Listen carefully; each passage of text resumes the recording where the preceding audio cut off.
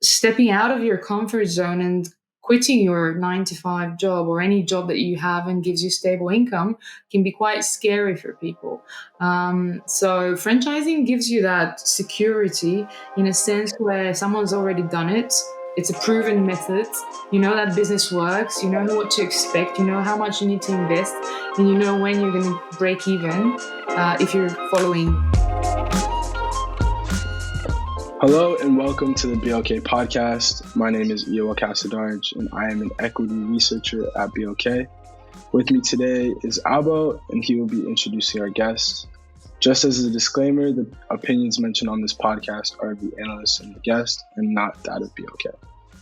Hello, my name is Abel Hagos and I'm an equity research analyst at BLK. I'm a sophomore at Stony Brook University. Today joining us is Dani Peleva, a manager director at Local Frame, which is a marketing agency based in London. Dani has more than 10 years of experience in online marketing and SEO, from managing startup fantastic services to launching new services and working with clients for local fame.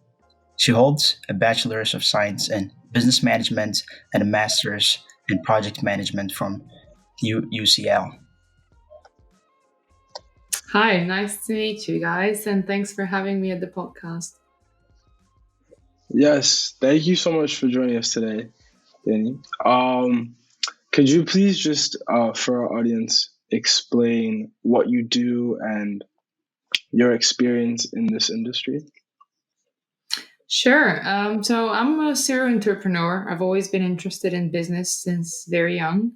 I started as a marketing expert in the franchising industry, and I also owned a franchise back in the days, which gave me invaluable insights about the franchising sector and also the challenges and marketing a franchise business. I was working for a global franchisor, but also owned the franchise myself. So this led me to the idea, why wouldn't I just do my own thing and start my own gig? And this is how I founded Local Fame, that is a franchise marketing digital agency.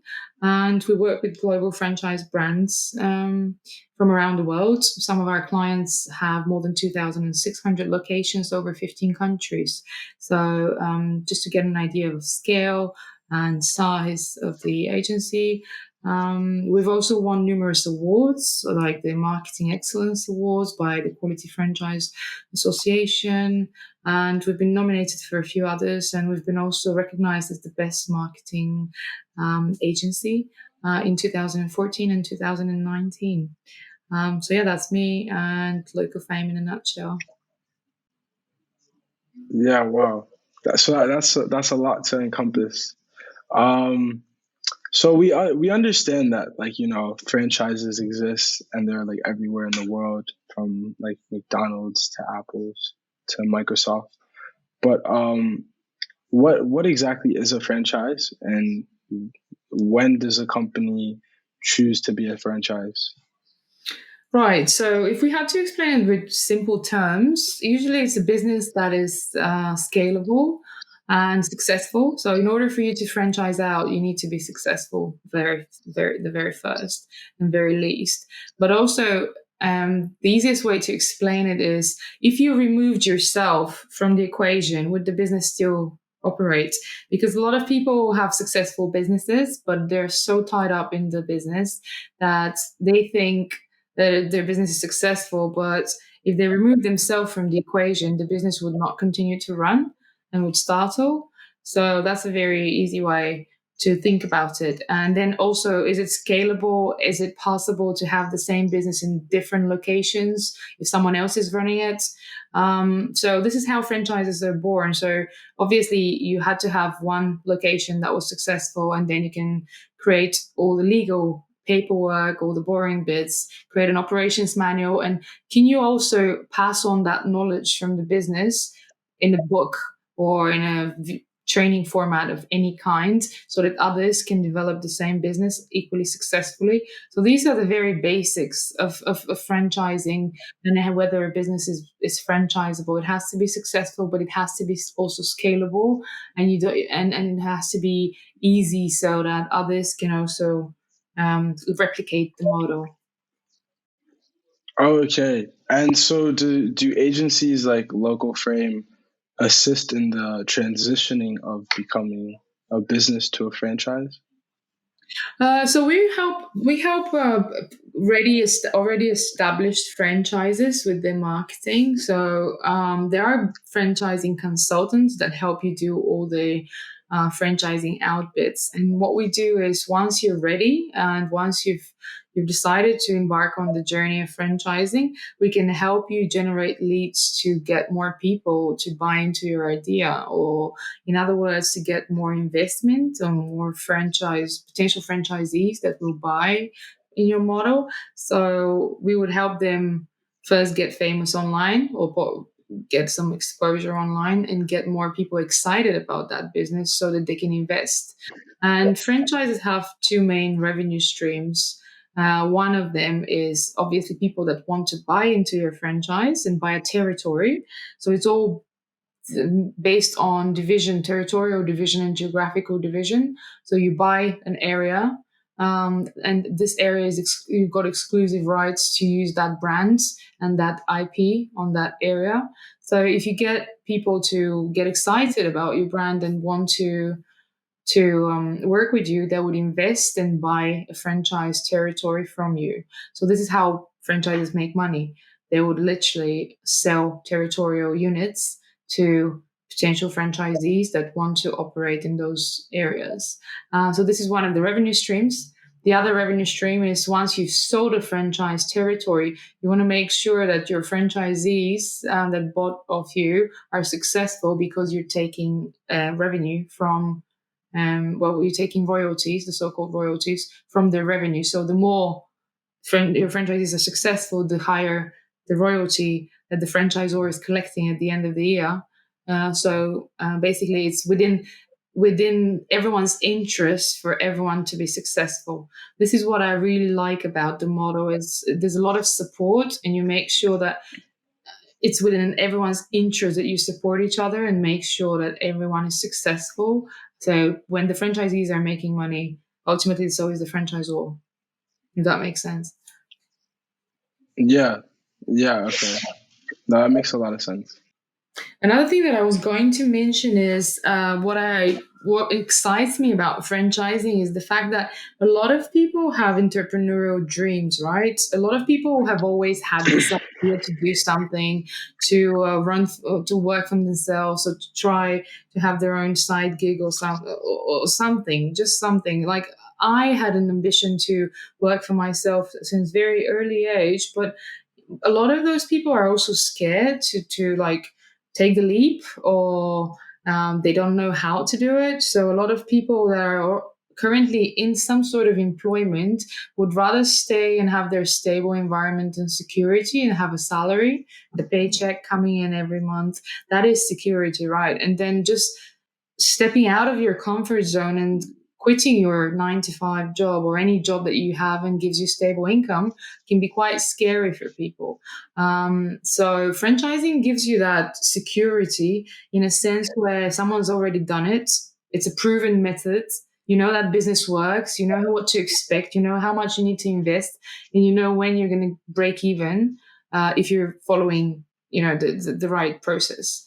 And there's someone almost holding your hand throughout the journey. So you got all this support. And if you are a very new entrepreneur, or like you're just starting up, or you're very young, or you don't have any idea of how business works, you still get that support and you still manage to fulfill your dream of working for yourself.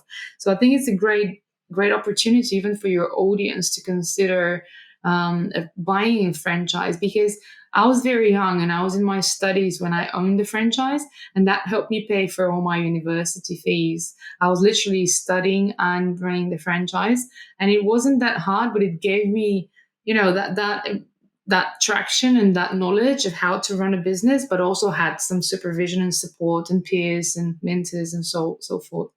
And I think it's just a great opportunity. Yeah.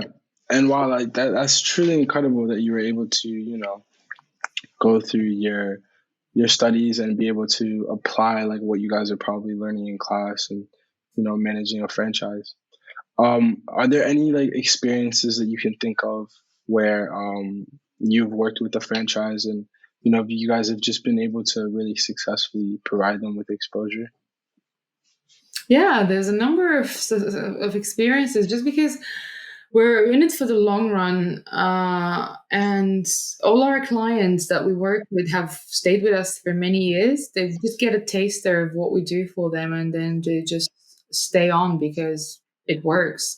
So we've literally started with, for example, there's this one client in Australia where we've been working with them for 7 years, I think. And when we started working with them, they we're counting just 20 franchise locations. At the moment, they've doubled. So they've got 40 and it's counting. So they're growing exponentially because first, we're making sure that every single franchisee gets the online exposure and marketing so that they're successful.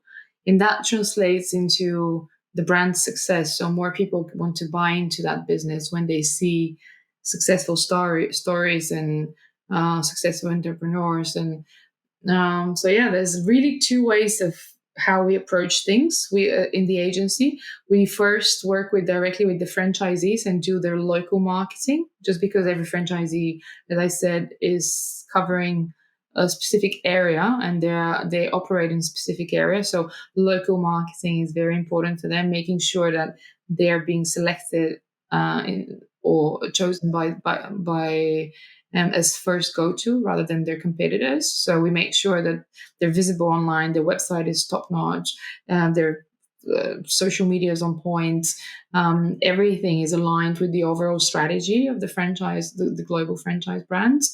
So we make sure that they get clients ultimately and they're successful. But what we also do is we help the franchisor and generate more leads to sell the franchise. So lead generation campaigns, think Google Ads, LinkedIn, anything that will generate interest for the opportunity. Let's say you've got a location available in this state and this area, and you advertise on it, and we make sure that as many people see that opportunity and want to buy in, get excited about investing into this. So yeah, that's it really.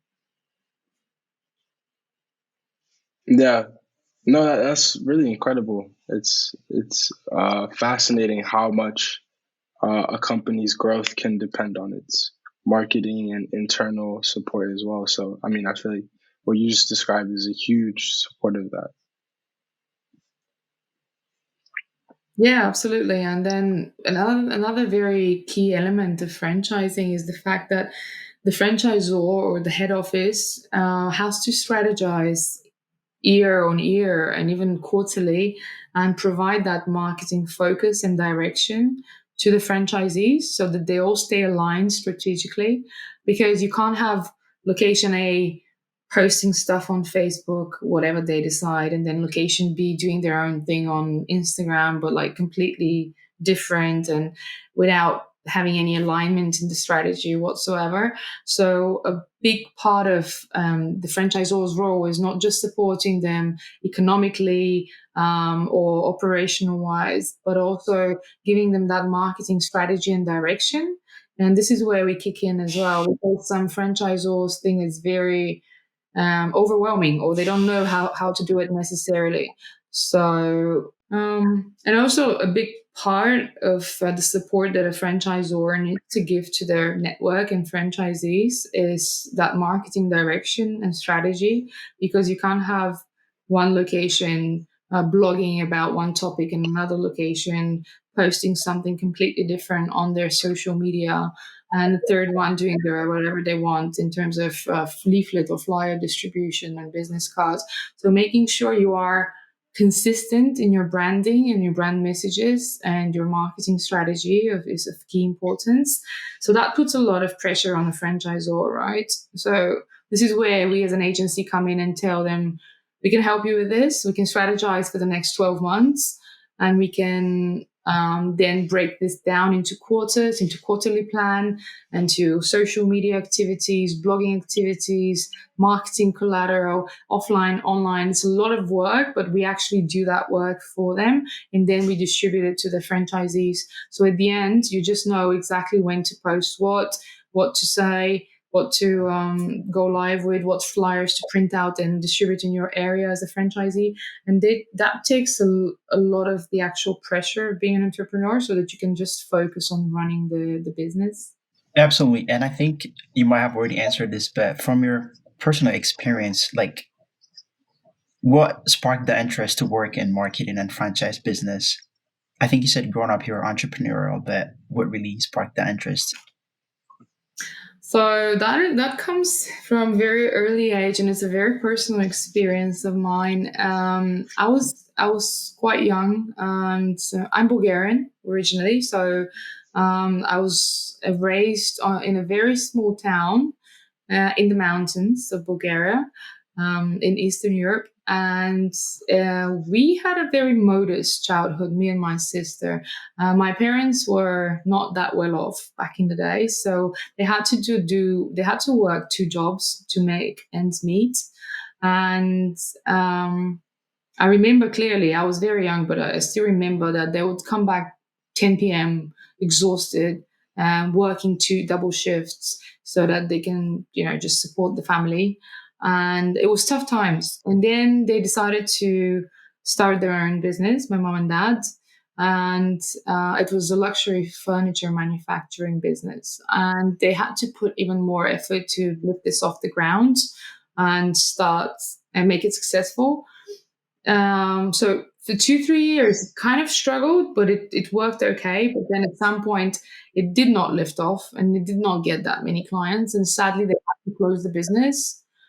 So I think in retrospect, what it inspired me was if they had that marketing support or franchise support, if my father and mother knew how to do business back in the day, so there was someone to support them, to give them the recipe, to help them with the marketing plan and strategy, I think they would have been successful because their product was amazing. They were doing this amazing furniture, but there was nobody there to see them, to notice them, to buy from them. And they were also very stressed and struggled with it. So I could see the pain and I could see them, not succeeding and how little was needed. So I think that got me thinking if there's marketing support, if there's franchising support and just support in business for if there had been any for them, they would have been successful. And I think that got me inspired about helping other businesses and startups not to fail or not to have a similar situation, and just help entrepreneurs that want to work for themselves just to succeed, really, because there's nothing more gratifying than seeing someone succeed in business.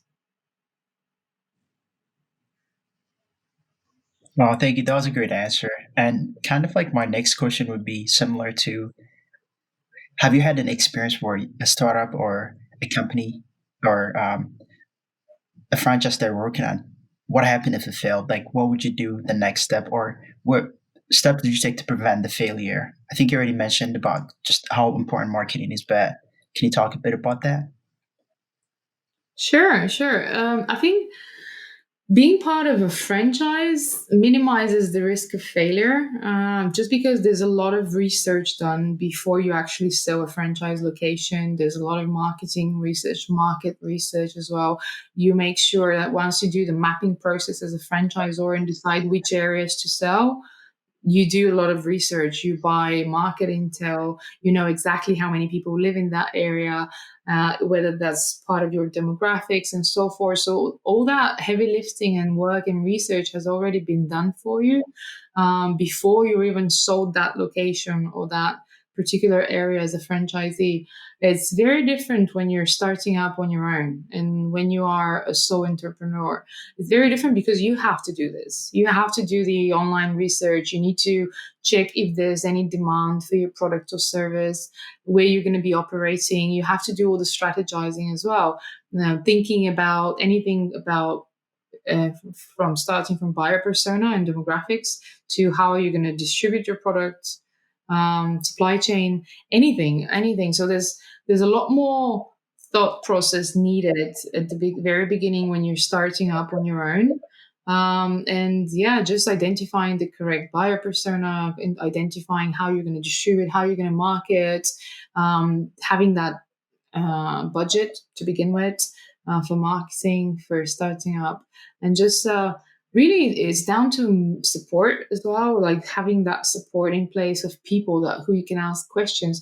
Because in franchising, on the one hand, you've got the franchisor who came up with the business and franchised it out, but then on the other hand, you also have franchisees who are in the exactly same situation like yourself, so peers. So you can with the good franchises, there's like regular meetings with your peers and other franchisees, and they share successful techniques, successful processes, what's worked, what hasn't worked that well. So you exchange information. So you're part of this community of entrepreneurs and business people that share your ideas, passion, and also support you through your journey. So this is why I'm so passionate about franchising.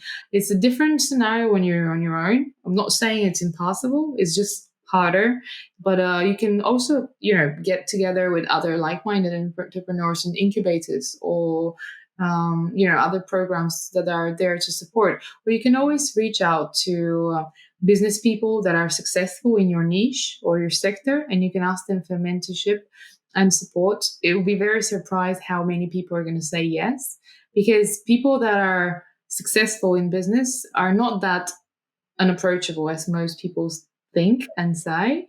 Actually sending them a LinkedIn message, asking them for advice or for some help can also, you'll be surprised with the results, really. This is how I got my best mentors. Those are were guest lecturers at uni. And I just, when I was at university, I was fascinated by a couple of the lectures that we had. And I just went there and asked for the business cards. It was very bold of me because those were like millionaires, like 7-figure CEOs of big corporations. But I was like, let's try it, right? And I went in and I introduced myself and just said how inspired I was by their lecture. And I would take their business card, I would leave them with mine, and we would still communicate. 10 years later, I still have my mentor because I was bold enough to go and ask to like get his contact details, add him on LinkedIn, send him a follow-up email, have a coffee every couple of months with him, and so forth. So I would advise, definitely do reach out to people who you aspire to. You'll be surprised that they will answer, most likely. And a lot of successful entrepreneurs make time for philanthropy and just leaving a legacy and supporting starting up entrepreneurs as well, or people who struggle in business because they once did and they were there in their footsteps once. So it's just passing it on to the generations. In terms of failure, if I can expand a little bit on that, everyone fails. You would fail inevitably at some point of the journey, but I don't necessarily focus on the failure. I don't see it as a failure. I see it as a learning, because you try something and it does not succeed, but you've learned that that doesn't work. So you just need to switch your strategy. Just don't, as long as you get this point in your brain right, you will be very successful. As long as you don't focus on the failure, but you focus on the learning from the failure. I don't even use that word. I just say, I've learned that this is not going to work, or I've learned that this was the wrong strategy. I just eradicated failure from my dictionary. And I'm just like, okay, that did not work.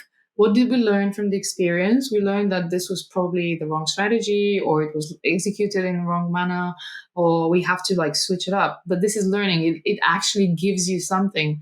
So yeah, we fall, we stand up, and we go on. It's all about consistency and just never stop fighting, really.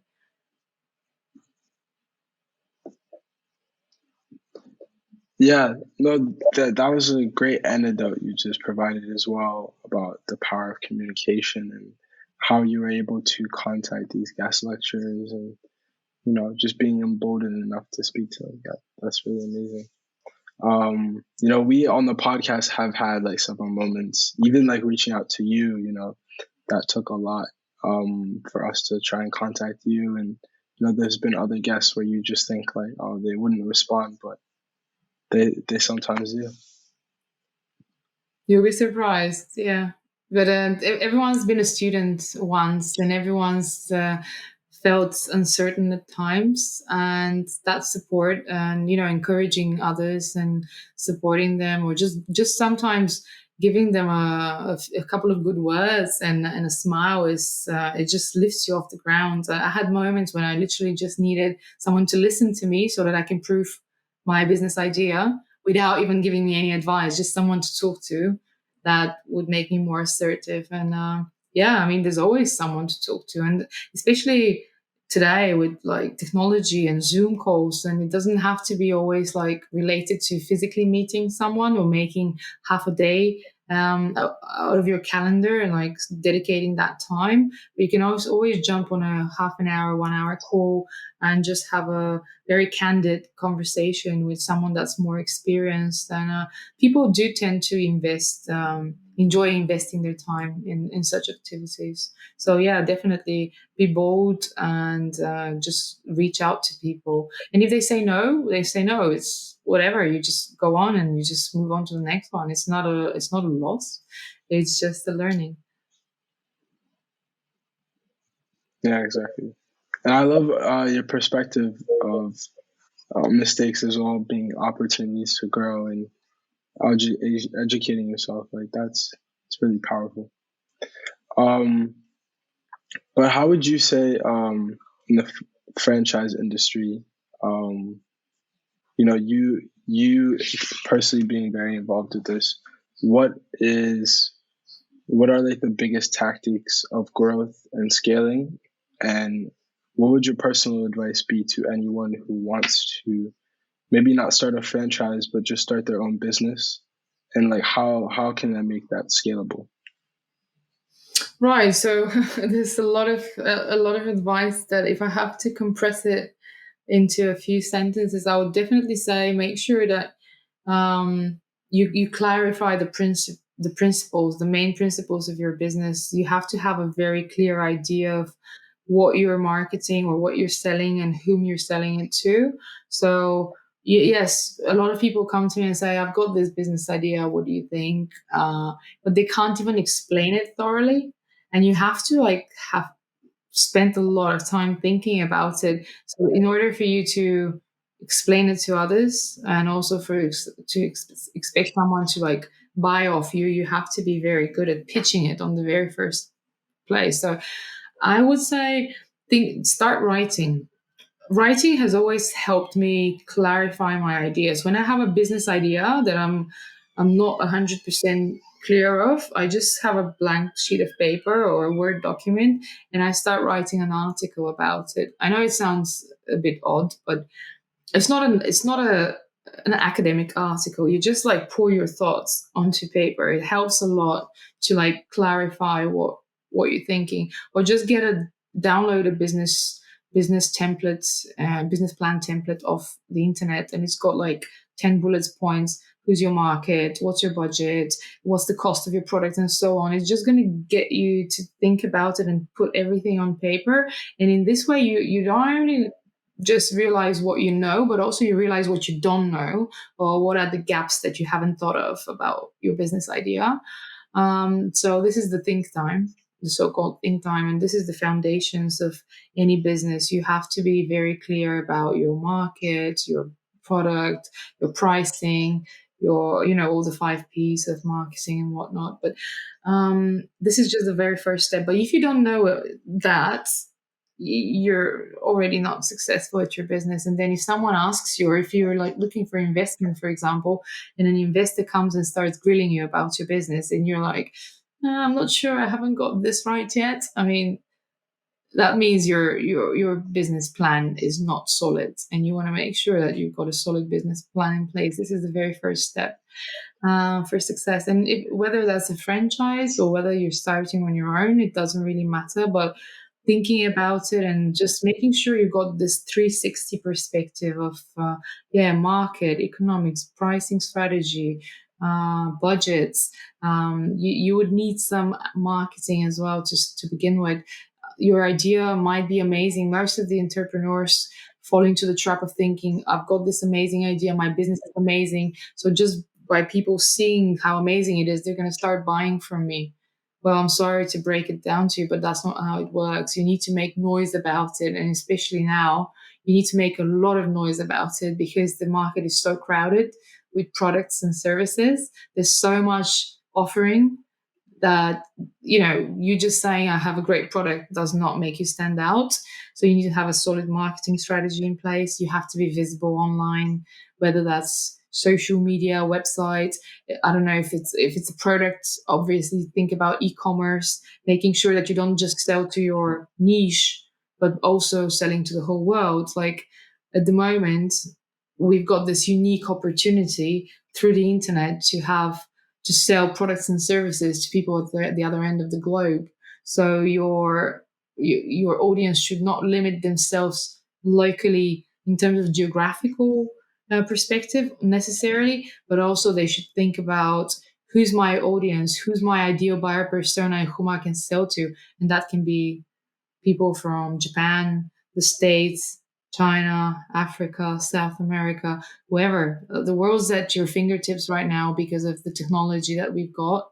So a lot of people think, oh, this is my market is from this street to this street or this particular city where I'm based. That thinking has to change. That thinking has to go global. Actually, I am marketing to a very specific persona, 20 to 30 years old, that are interested in this and that, but are based around the world. How do I reach those people? And then you find the right channel and you start reaching out to them. So yeah, I can talk about that for many hours, but these would be the basics I would cover. Yeah. Yeah, and thank you for that response.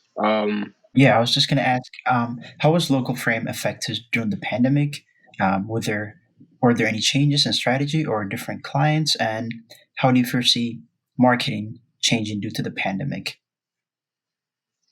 Okay, that's a great question. Thanks. So obviously, there was a lot of uncertainty at the beginning when the pandemic hit. The first few months, a lot of the clients paused their budgets, advertising budgets. They paused their video budgets and whatever in the campaigns.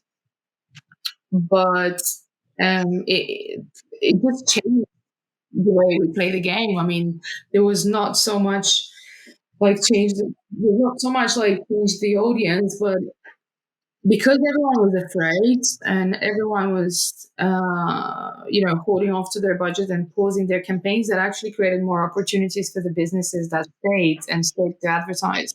What we've seen was those that remained advertising on Google, on Facebook, on social media, they had a lot more exposure. The results were better just because there was less competition. So for us in local fame, it was great to see through our customers and continue to work with the ones that stayed with us. But also, after the first couple of months of people being scared and like companies holding off to their budget, they realized that actually the audience is still there, but it just changed. They're not on the high street; they're online. People kept on buying online. They kept on consuming content online. It just changed from, usually it would be on the go from your mobile device, but then it changed to desktop. So people were spending a lot more time at home. So they were browsing and looking at and consuming content from desktops, which meant we just had to change the mobile ads to desktop ads, and we just had to respond real quick. So, I mean, the market is still there. It just there's different. The user behaves in different ways, and there's like different ways of how you can reach them, and you just need to deploy different strategy in terms of you might use a different channel, or you might have desktop ads rather than mobile ads, depending on where they are and how they engage with your brand, but they're still there. So, in a nutshell, how this influenced our business. Our business flew off the ground, and we were quite lucky because there's always going to be work for a digital marketing agency, especially now when businesses realize that they can't exist without having a solid internet presence or online presence, because all the buying and all the trading was happening online. So we were quite lucky in that respect that we had more work. For the businesses that didn't have any websites or didn't have any marketing campaigns or whatnot, they realized that they need them. So they started reaching out to agencies. So any agency now has a lot more work than before. which was great for other businesses who are not that lucky, I guess. Absolutely. Thank you for your answer. I'm really glad to hear that you were able to work on your business and really glad that it was able to take off in the pandemic when a lot of businesses indeed fail. Um, yeah. Ewell, any last questions on your end? Thank you so much, Dani, for joining us today. We really appreciate your time. And yeah, we wish you all the best of luck. And thank you for speaking to our audience. It was a pleasure. Thanks for having me, guys. And if anyone wants to follow up with a question or anything to your audience, don't hesitate to connect on LinkedIn. So I'm happy to respond or to any questions or give you any support that you might need. So yeah, just be bold and go ahead and fulfill your entrepreneurial dreams.